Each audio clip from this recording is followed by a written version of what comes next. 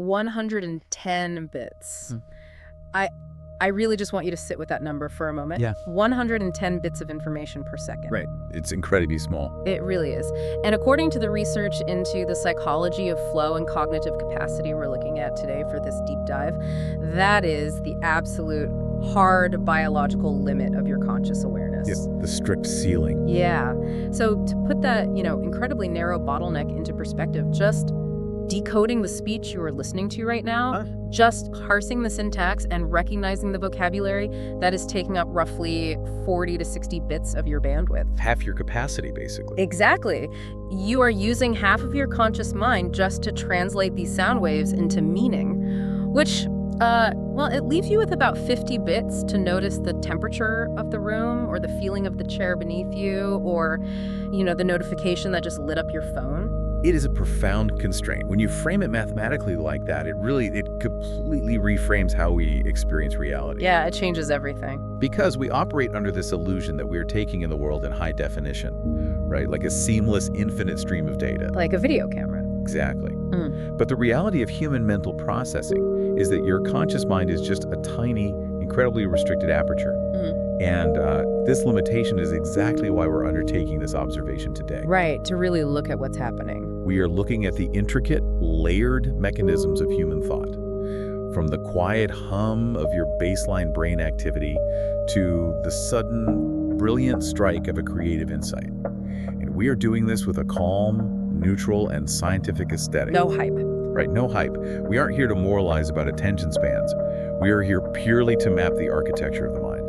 And I think part of that mapping requires acknowledging a fundamental mismatch. We are looking at a biological system operating on a strict 110-bit budget, Right. but it is currently navigating an environment, our modern digital landscape, that demands thousands of bits per second. Oh, absolutely. The cognitive load is increasing exponentially. It is. Your brain was never designed for today's digital world. The chaotic thoughts, the neural clutter, the decision fatigue you might feel at the end of the day, it is not a personal failing. No, it's a mathematical inevitability. Exactly. The prefrontal cortex is constantly filtering signals, but the social signals, the pings, the infinite scroll, they simply overwhelm that 110-bit aperture. The focus isn't lost, it is just buried under an avalanche of noise. Buried under noise. That is a crucial observation. Because if the conscious bandwidth is so easily overwhelmed, it forces us to ask a purely mechanical question. Which is, how do we ever achieve complex thought? Precisely.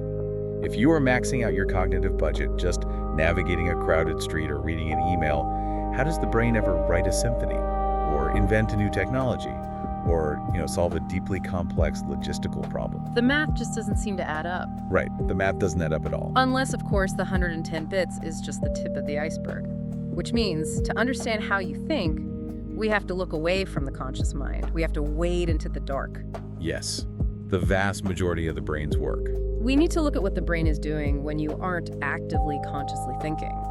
But historically, science got this completely backward, didn't they? For decades, neuroscience operated under what was known as the computer metaphor. Yeah, the computer metaphor was the dominant paradigm of the 20th century. And it is a very intuitive way to think about the brain, which is why it's stuck around for so long. It feels logical. It does. The assumption was that the brain is a highly complex, passive machine. It's a piece of biological hardware that just sits in a dormant, resting state until it receives a command. Like waiting for a keystroke. Exactly. You hit a keystroke on a keyboard, and the computer processes it. In neuroscience, they call this evoked activity. Evoked activity. Right. The idea was that you see a visual stimulus or you hear a question, and that external input evokes a cascade of neural firing. You process the input and you output a reaction. Which, makes sense on the surface. But it implies that when there is no input, there is no output. It implies that if you were just sitting in a quiet room, your brain is effectively turned off, just idling like a parked car. Right, completely passive.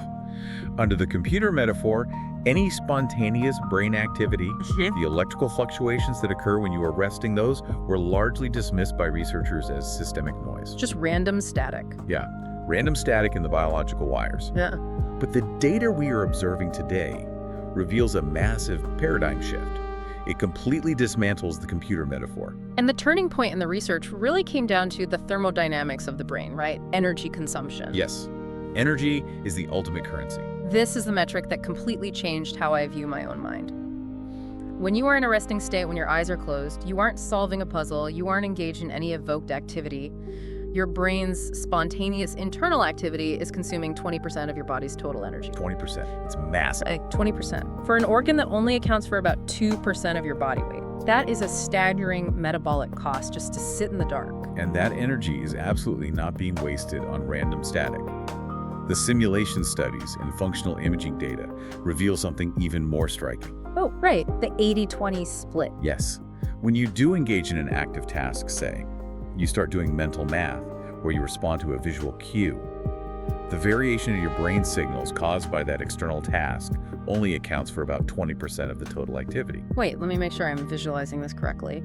You are saying that even when I am actively doing something difficult, 80% of what my brain is doing has absolutely nothing to do with the outside world. That is correct. It is just churning away on its own internal processes. That are the data. 80% of the neural signal variations are changes in spontaneous internal activity. Wow.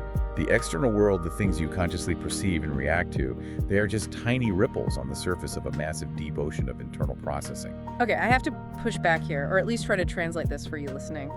If 80% of my brain's energy is being spent on something other than the reality in front of me, what is it doing? That is the core question. It feels like you're saying my perception of this room right now is mostly just an internal hallucination, occasionally corrected by the furniture. Well, honestly, that is a remarkably accurate way to frame it. It brings us to a theoretical framework called enactive cognition, and specifically, Carl Friston's free energy principle. Okay, let's unpack this. Carl Friston. Right. Friston argues that the brain is absolutely not a passive receiver waiting for input. It is a relentless, proactive prediction engine. A prediction engine. Yes. Think about it. The brain is locked inside the dark, silent vault of your skull. All it receives are ambiguous electrical impulses from your sensory organs. To survive, it must guess what caused those impulses. So it generates a model, it builds a simulation of the world. It continuously generates models. It prefigures virtual, motor, and perceptual possibilities. The brain is constantly asking, based on my past experiences, what is most likely to happen next. Right. And it projects this prediction outward. The sensory input coming in from your eyes and ears is not used to build the picture of realities from scratch. The sensory input is merely used as error correction. Ah, it minimizes the error between its expectation and reality. Exactly. That is the free energy principle in action. The brain seeks to minimize surprise. It wants to minimize the mathematical difference between its internal model and the external data. So that massive 80% spontaneous activity Is the engine of prediction. Yes. It is constantly bringing your past interactions, your memories, your learned physical movements into the present moment to construct the next millisecond of reality. I want to try an analogy here. It is like assuming a car engine only exists or only turns on when you press the gas pedal. You press the pedal, the car moves, you assume the pedal created the power. Right, the computer metaphor, evoked activity. But the reality of the brain is that the engine is idling intensely, 24 hours a day, 7 days a week. It is running at thousands of RPMs. Constantly. It is adjusting the internal temperature, balancing the fuel mixture, sensing the atmospheric pressure, continuously adapting to the subtle vibrations of the chassis, all before you ever shift into drive. I would actually take that analogy one step further. Oh. The engine isn't just idling. The engine is actively simulating the route you are about to drive. It's adjusting the suspension for potholes it anticipates based on the route you drove yesterday. Oh, wow. It's already driving the route. Yes. The spontaneous activity is maintaining homeostasis, balancing excitation and inhibition so the biological system doesn't collapse. Yeah. But it is also driving neuroplasticity. Shaping the structure. Exactly. The continuous loop of an active brain activity means your mind is a singular trajectory. The internal and external stimuli don't turn the brain on, they just cause slight perturbations in an endless wave. This inactive view completely changes how we should think about cognitive load. If the brain is a prediction engine, then a predictable natural environment is very low cost. Highly efficient. But an unpredictable, chaotic, digitally fragmented environment where the rules constantly change, where notifications interrupt the predictive flow that forces the brain to constantly generate error corrections. The neural storms. Exactly. No wonder we feel decision fatigue. The engine is constantly stalling and recalculating. That is the physical reality of the neural clutter. The prefrontal cortex is working overtime to filter out the irrelevant signals, trying to maintain a cohesive predictive model. So we have this massive 80% spontaneous engine constantly predicting the future based on the past. But I want to pivot from the resting state to the active state, because eventually we do have to make conscious choices. We have to force that massive engine to focus its resources on a specific immediate problem. We transition from spontaneous idling to the exact metrics of active cognitive processing. The speed of thought. Yes, the speed of thought. If the brain is always active, how do we actually measure the speed of a specific decision? Well, to measure that, researchers rely on mathematical frameworks called diffusion models. Diffusion models? Yes.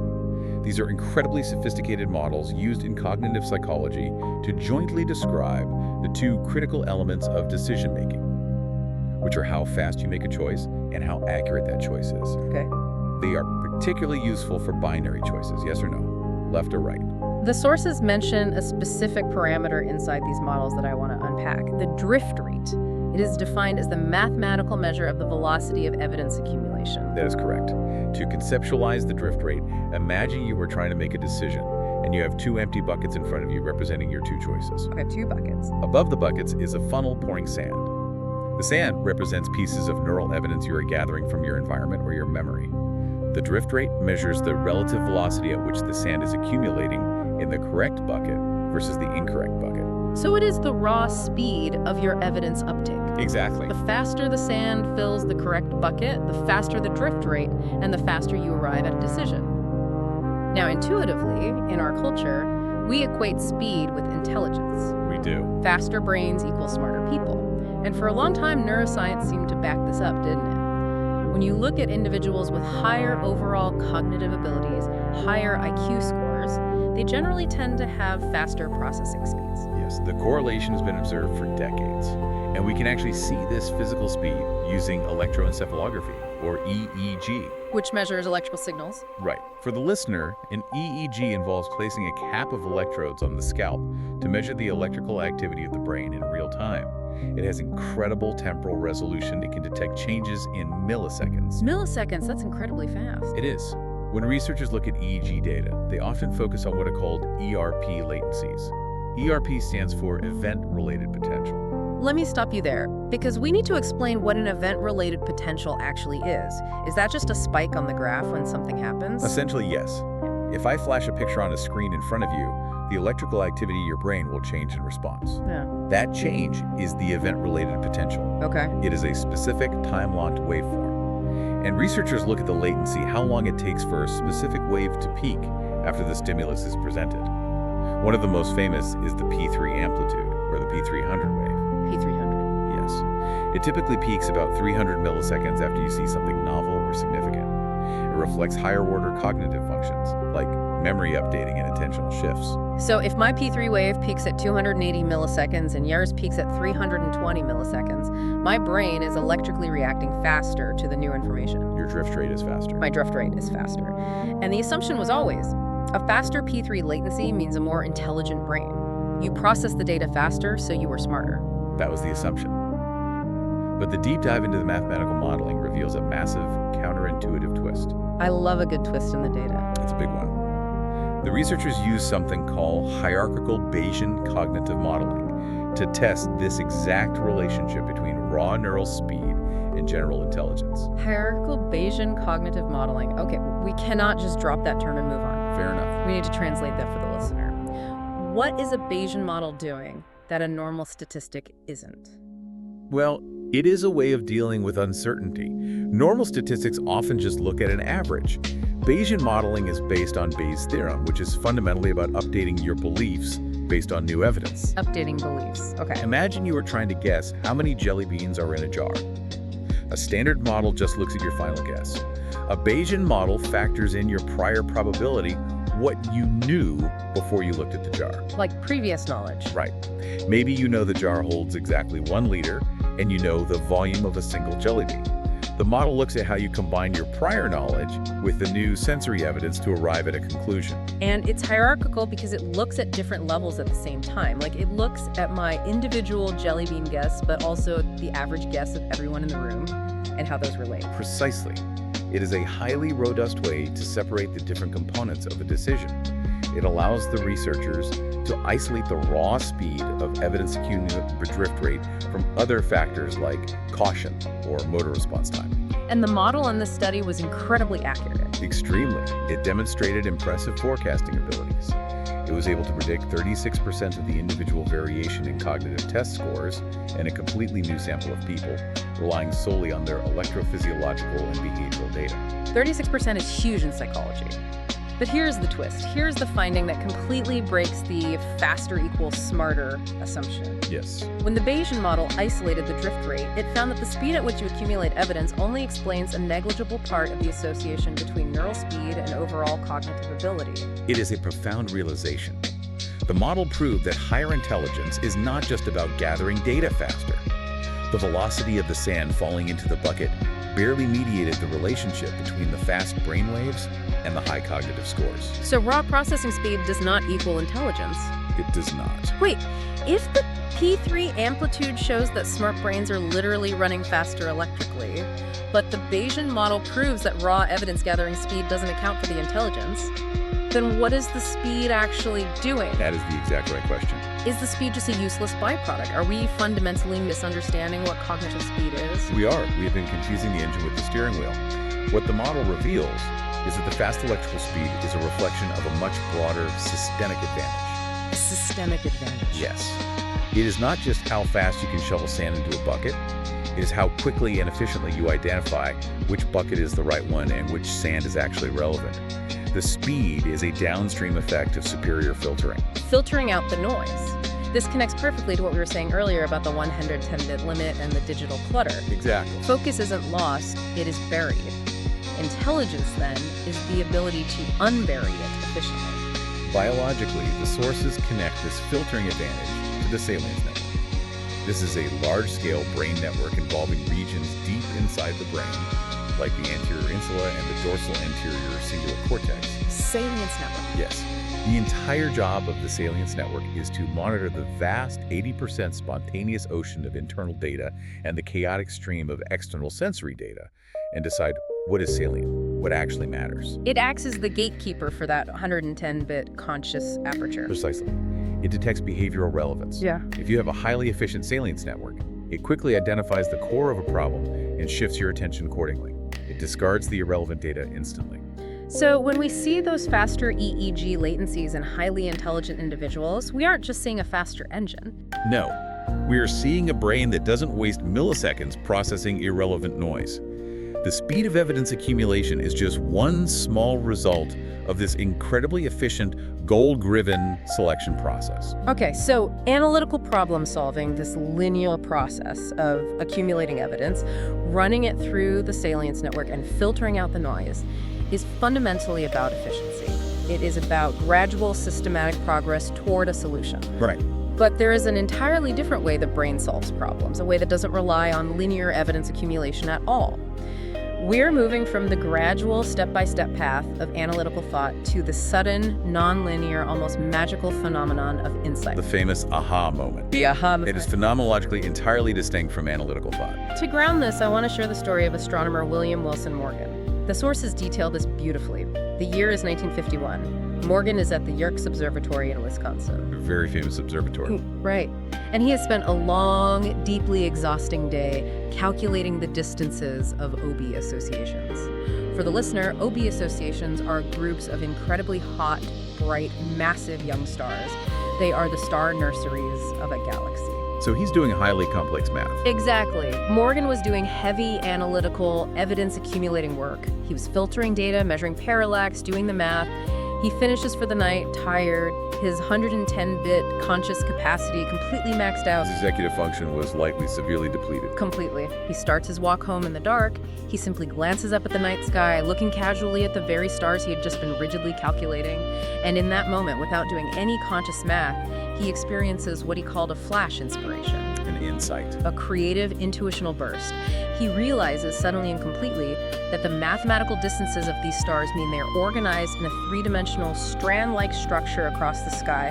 He realizes he is looking at a galactic arm. A profound shift in perspective. In a single moment of insight, on a walk home, William Wilson Morgan discovered the spiral structure of the Milky Way galaxy. It is the archetype of the insight experience. Notice the sequence there. Rigorous analytical preparation, followed by a period of incubation where the conscious mind disengages, ending in a sudden, complete conscious change in his representation of the universe. The solution arrived fully formed. But playing devil's advocate here, how do we know that insight is actually mechanically different from just thinking really fast? That's a fair question. How do we know Morgan's brain didn't just rapidly accumulate evidence during his walk, and he just didn't notice it until the bucket was full? Well, we cannot rely on anecdotes. We need data. And the sources point to specific behavioral tests called speed accuracy decomposition tests. These tests are designed specifically to measure the accrual of partial information in the brain. How does that work? How do you test if someone knows half of an answer? Researchers use puzzles like compound remote associates. They give you 3 words, for example: pong, crab, and sauce. Your job is to find a 4th word that combines with all 3 to make a compound word. Okay, so pine, crab, sauce.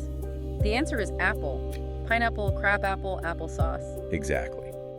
In a speed accuracy decomposition test, the researchers force you to guess the answer before you have fully solved it. They literally interrupt you and demand an answer. Oh, that sounds incredibly frustrating. It is, but it reveals the mechanism. Yeah. When participants use analytical, step-by-step thinking to solve a problem, the forced guessing data shows that they have partial information. They can guess elements of the answer. So they know they were getting closer. Right.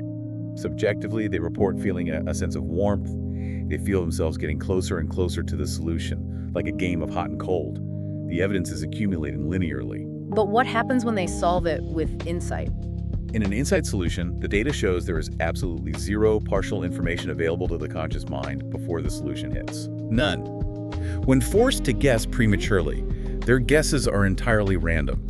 There is no feeling of warmth. There is no gradual approach. It is a discrete, all-or-nothing neural event. Wow.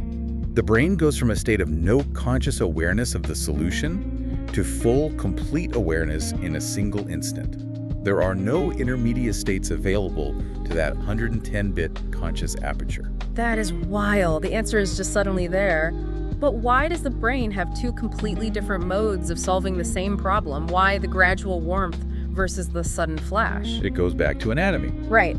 The sources trace this dichotomy back to the physical architecture of the brain itself, specifically hemispheric asymmetry. The 2 halves of your brain, the left hemisphere and the right hemisphere, actually process the meaning of the world in physically, cellularly different ways. Yes, the anatomy dictates the cognition.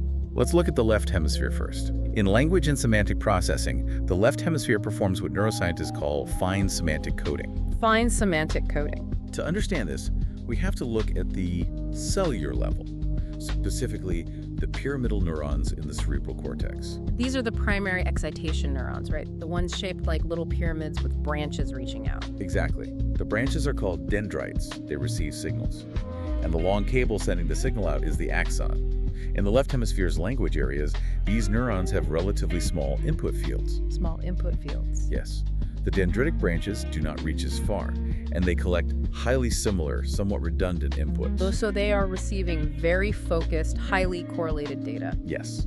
This dense, localized physical wiring allows the left hemisphere to tightly focus on the dominant, literal, most obvious meanings of things. When you hear the word foot, the left hemisphere instantly activates shoe, toe, leg. The immediate associations. Right. It is highly analytical, highly focused, and incredibly fast at retrieving the primary definition.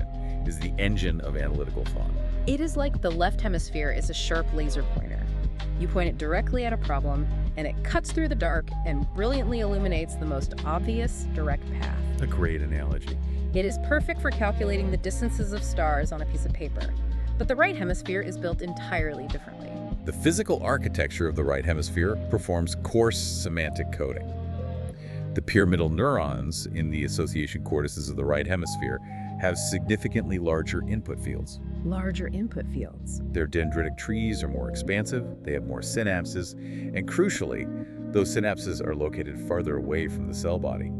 The axons travel longer distances across the cortex. What does that mean for how it processes information? It means the right hemisphere collects highly differentiated, distant, and seemingly unrelated inputs. It does not hone in on the dominant meaning. Instead, it weakly activates a broad, expansive semantic field. So it's spreading out. Exactly. Yeah. When it hears the word foot, it might faintly activate ruler or hill or bill. It maintains weak, broad, and distant associations. So if the left hemisphere is the sharp laser pointer, the right hemisphere is a dim, wide-angle lantern. A dim lantern, yeah. It doesn't give you a sharp, high-definition picture of the obvious answer, but because its light spreads so wide, it illuminates all the strange, distant connections lurking in the periphery of your mind.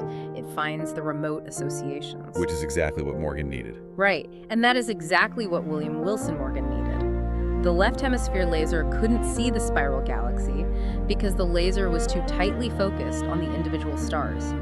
He needed the dim lantern of the right hemisphere to illuminate the broad, distant pattern connecting them. That is a perfect synthesis of the mechanics. You need both to function.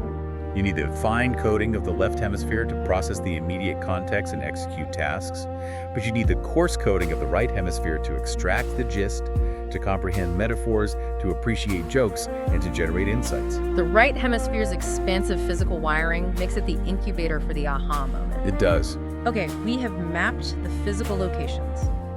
We know the left is the laser and the right is the lantern. Now, I want to zoom in. I want to look at the exact milliseconds before an idea is born. I want to observe the electrical storm that makes an insight possible. The actual neural event. Yes, because we don't just have to rely on behavioral tests anymore. The sources describe studies that have physically captured this exact moment in time using advanced neuroimaging. The methodological precision of these studies is truly remarkable. To capture something as fleeting as an insight, the researchers had to solve a technological problem. Which was when? Well, functional magnetic resonance imaging, or fMRI, has excellent spatial resolution. It shows you exactly where blood is flowing in the brain with millimeter precision. But it is slow. Blood flow takes seconds to change. And insights happen in milliseconds. Exactly. EEG, as we discussed, has excellent temporal resolution. It measures electrical changes in milliseconds, but it has poor spatial resolution. It is hard to tell exactly where the signal is coming from through the skull. So they combine them. Exactly. They used fMRI and high-density EEG in tandem. They gave participants those compound remote associate puzzles, the word puzzles we discussed, and observed what happened in the brain when the participant reported solving it with a sudden insight rather than analytical warmth. And what did they see when the aha moment hit? The fMRI showed a sudden massive spike in blood flow in a very specific region. The medial aspect of the right anterior superior temporal gyrus. Right in the heart of the right hemisphere, right in the area of course semantic coding, the wide-angle lantern. Precisely. And simultaneously, the high-density EEG recorded a dramatic electrical event. Right over that same anterior right temporal lobe, there was a sudden burst of high-frequency gamma band activity. Gamma wave. Gamma waves are the fastest brain waves, oscillating in this case at about 39 hertz. This burst of intensely synchronized neural firing occurred approximately 300 milliseconds before the participant pushed the button to indicate they had the solution. That is the spark. That 39 hertz gamma burst in the right temporal lobe is the exact neural correlate of the insight experience. It is the physical manifestation. It is the physical manifestation of the lantern suddenly burning bright enough for the conscious mind to see it. It is the moment the remote, distant associations bind together and emerge into that 10-bit conscious bottleneck. It is a beautiful observation. But as fascinating as the gamma burst is, the EEG picked up another signal that is arguably even more profound. It is what happens immediately before the explosion of insight. The insight requires preparation. Right. This is the counterintuitive part. Just before the 39 hertz gamma burst in the temporal lobe, there was a sudden, distinct burst of alpha band activity, oscillating around 10 hertz. And this alpha burst did not happen in the temporal lobe. It occurred over the right occipital cortex, which is at the back of the brain. The occipital cortex processes vision. Exactly.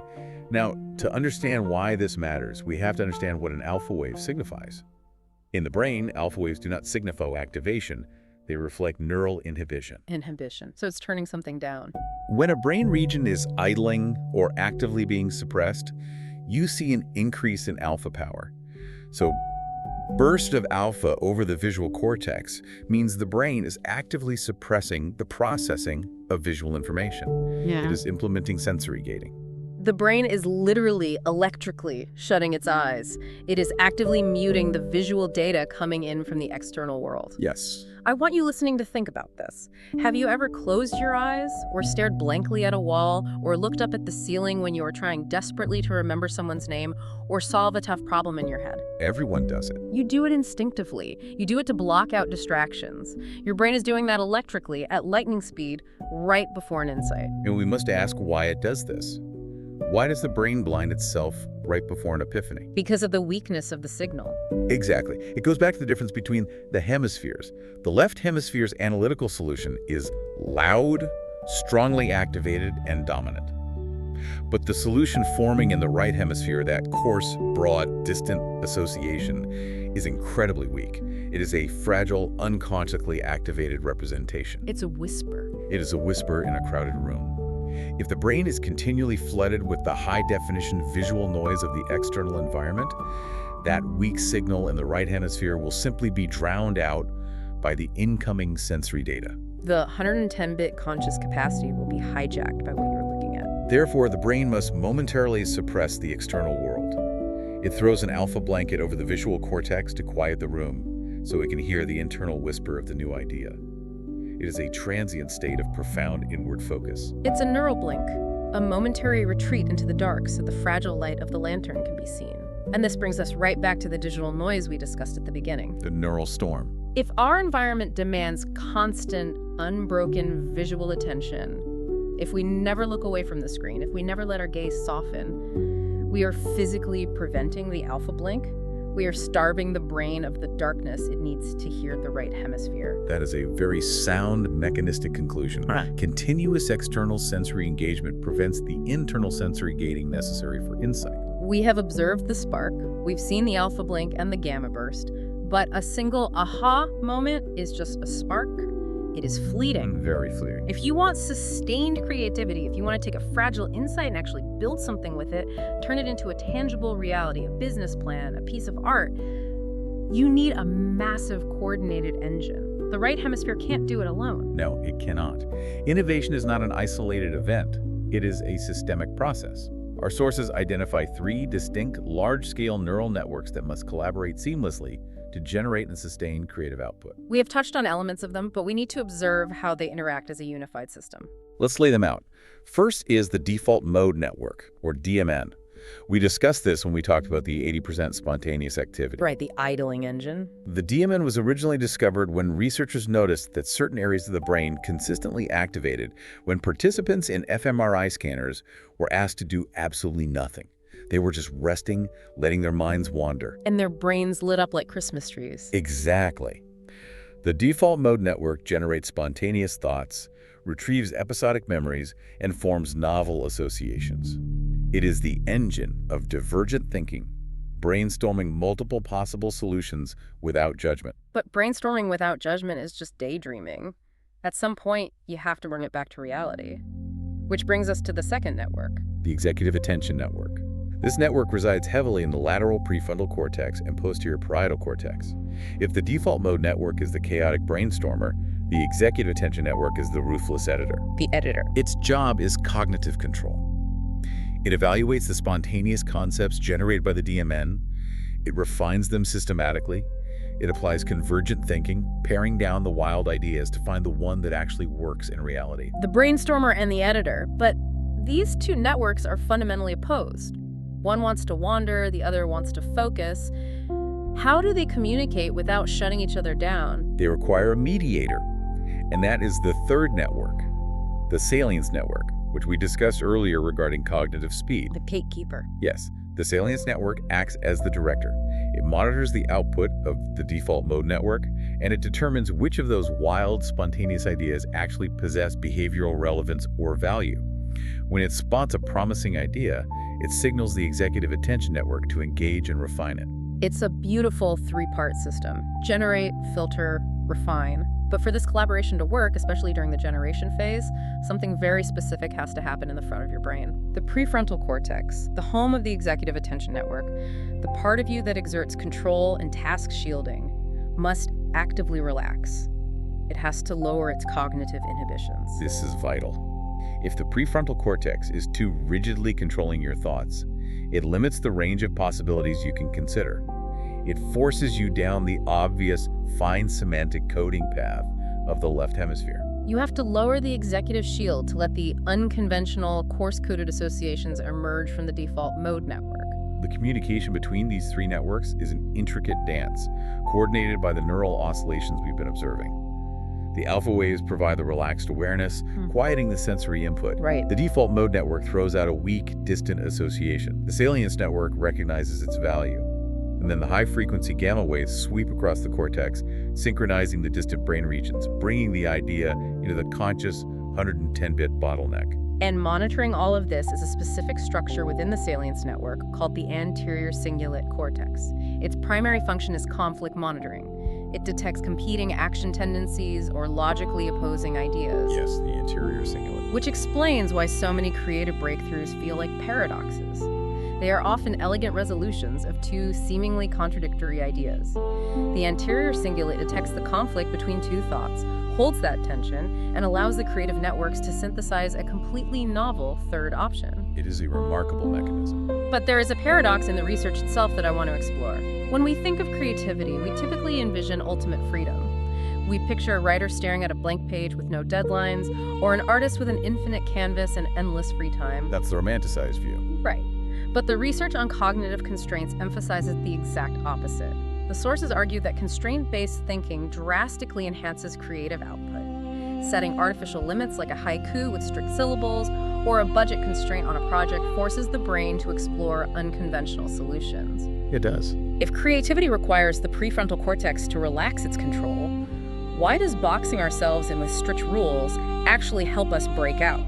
It is a matter of cognitive resource allocation, and it directly relates to the limits of our bandwidth. When you are faced with a completely blank page and infinite freedom, your executive attention network has to work in massive overdrive just to establish the parameters of the task. Just to figure out what the task even is. Right. What is the topic? What is the tone? What is the structure? The cognitive load is immense, and it exhausts the exact resources you need for evaluation. The infinite freedom uses up all the processing power just building the frame. Precisely. But when you apply constraints, a specific format, a limited color palette, a strict word count, you outsource that burdensome organizational work. The boundaries are decided for you. The walls are already built. Because the parameters are rigidly fixed by the constraints, your executive attention network doesn't have to build the frame, which means your default mode network has the safety, the structure, and the cognitive bandwidth to roam freely within those walls. That's brilliant. The external constraints actually liberate the internal generation of ideas. They provide the scaffolding so the right hemisphere can explore without the whole system collapsing into chaos. That perfectly explains why writer's block happens staring at a blank page. But if someone says write a 100-word story about a shoe, the ideas suddenly flow. The constraint frees the engine. Exactly. We know the mechanics now. We see the networks interacting, the waves oscillating, the physical architecture of the hemispheres. But I want to bring this down to a practical, phenomenological level for you listening. How to apply it. Exactly. How can we consciously alter our baseline physiological state to invite these insights? How do we prime the brain for the alpha blink and the gamma burst? The sources look closely at the empirical impact of two massive factors: mood and environment. Let's consider mood first, and it is helpful to view it through an evolutionary lens. We know that states of anxiety, stress, or fear are fundamental survival mechanisms. Survival mechanism. If you are an early human and you spot a predator, say a lion on the savannah, anxiety triggers a massive cognitive shift. It physically alters your perception. It narrows the scope of your attention to a tight, intense tunnel vision spotlight. Because you cannot afford to be distracted. Exactly. You cannot afford to think about the distant associations of the clouds or the rustling of the leaves behind you.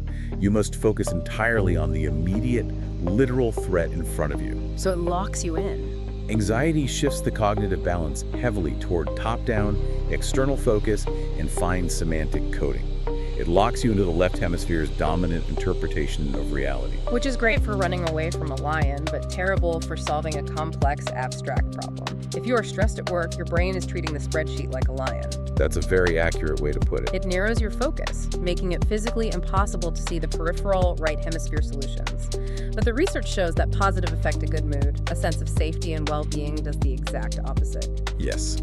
This aligns with the broaden and build theory in psychology. Positive affect physically broadens the spotlight of your attention.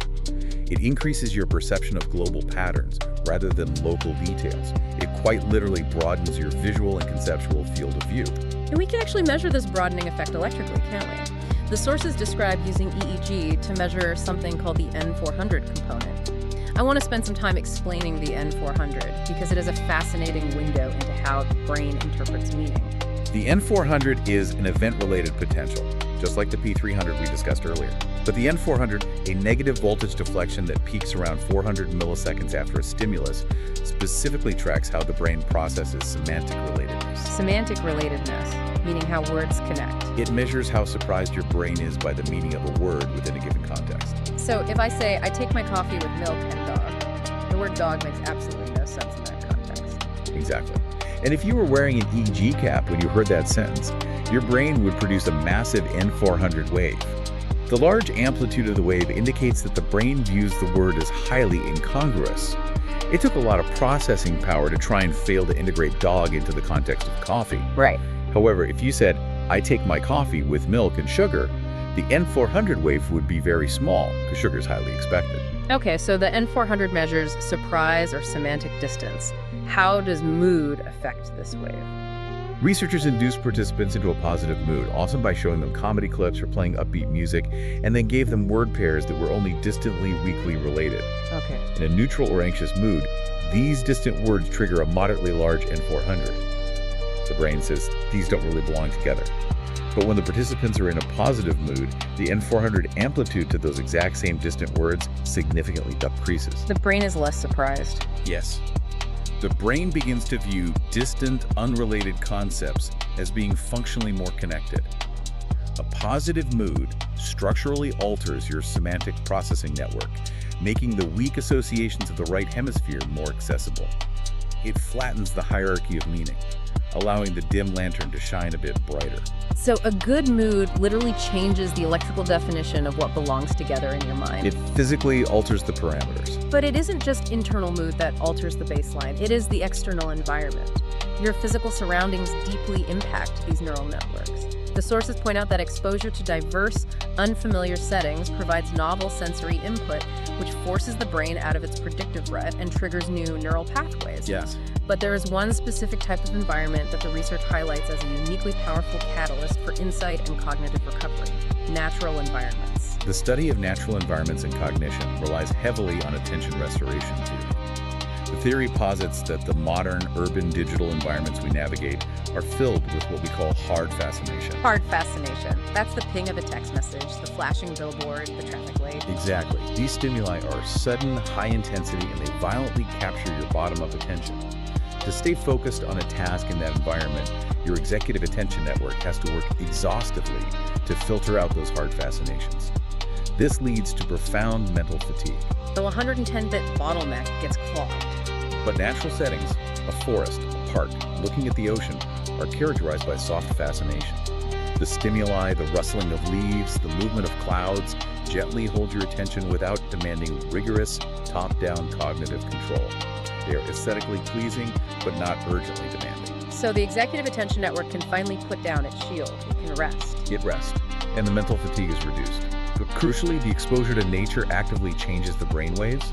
Studies show that walking in green spaces actively increases that alpha wave activity we discussed. The alpha blink. It physically induces the state of relaxed awareness, the necessary sensory gating and internal focus that must precede the creative gamma burst. Nature physically primes the brain for insight. This brings everything full circle. I want to ask a pointed question to synthesize this. If positive moods flatten the N400 to broaden our conceptual attention, and if soft fascination in nature increases the alpha waves necessary for sensory gating, does that mean the way we typically try to solve complex problems, sheer willpower, clenching our jaw and staring intensely at a glowing screen for hours is scientifically, mechanically the absolute worst way to operate the human brain. From a strictly neurocognitive standpoint, yes, it is counterproductive. Wow. Intense, anxious focus activates the top-down anterior attention network. It locks you firmly into the left hemisphere's fine semantic coding. You are gripping the steering wheel too tightly. You are forcing the system to rely solely on the gradual, linear accumulation of obvious evidence. And if the solution isn't obvious, you're just stuck. If the solution you need requires a remote association, if you need to see the spiral arms of the galaxy clenching your cognitive muscles will never work. You are actively blinding yourself to the periphery. You have to step back. To find the remote association, you must physically and mentally retreat. You must soften your focus, allow the prefrontal cortex to lower its shield, step away from the hard fascinations of the digital noise, and let the brain's massive 80% spontaneous network do the heavy lifting in the dark. You have to step back to let the lantern shine. Observe the incredible journey we have taken today. We started with the claustrophobic reality of our 110-bit conscious limit, recognizing how easily focus is buried under modern noise. We stepped back to observe the massive, idling 80% spontaneous neural engine that is constantly predicting our reality based on our past. We realized that cognitive speed isn't just about a fast engine, but a brilliant salience network, filtering the noise. Filtering is key. We mapped the physical structures of thought, the fine, sharp, laser-like coding of the left hemisphere, and the coarse, wide-net lantern of the right.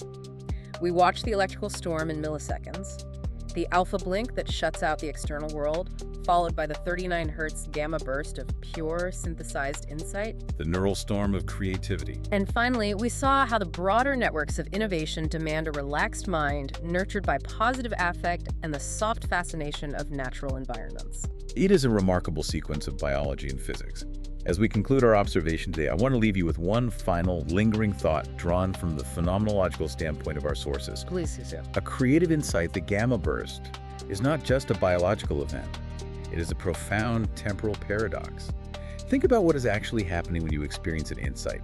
The mind must reconcile futuristic novelty, a completely new idea that has never existed before, with past-oriented familiarity, the deeply ingrained memories, rules, and structures of your domain. Past and future. When you have an insight, you are not just solving a discrete problem in the moment.